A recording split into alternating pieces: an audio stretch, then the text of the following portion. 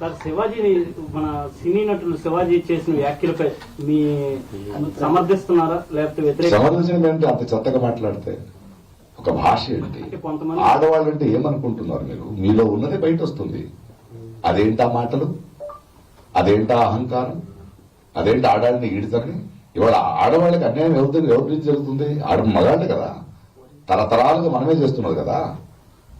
మీరు ఒక వేదిక మీద మాట్లాడుతున్నప్పుడు మీకు ఉండాలి. సరే, ఆయన క్షమాపణ అడిగాడు, బట్ ఒక సంస్కారాలు బయలుదేరారు కదా. ఇప్పుడు ఆమెను ఆంటీ అనడం అంటే వాళ్ళ భాష చూడండి. వాళ్ళకి ఆడవాళ్ల బాడీ పార్ట్స్ తప్పితే తెలుగు రాదు వాళ్ళకి. వాళ్ళ బాడీ పార్ట్సే మాట్లాడతారు. వాళ్ళు ఎంత సంస్కారాలు అనుకుని మాట్లాడుతున్నా అంత అసహ్యం అది. అనసూయ గారిని, అనసూయ లాంటి వాళ్ళని నేను సపోర్ట్ చేస్తాను.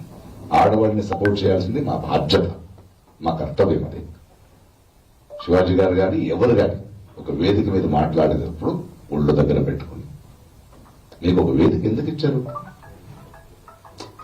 మీకు భిన్నాభిప్రాయాలు ఉండొచ్చు. భిన్నాభిప్రాయాలు ఎలా చెప్పాలి? ఏ మాటలతో చెప్పాలి?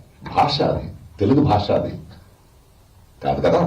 ఆయన ఇప్పుడు సారీ చెప్పాడు, బట్ మిగతా వాళ్ళు వదలరు.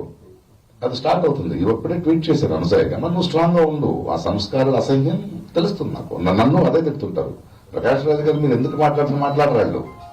అమ్మని లాక్తారు, చెల్లిని లాక్తారు, కూతురు లాక్తారు. అంటే వాళ్ళ బ్రెయిన్ ఎక్కడుందో అక్కడే మాట్లాడతారు వాళ్ళు. అది నిజం. ఖచ్చితంగా శివాజీ గారు చెప్పింది తప్పు.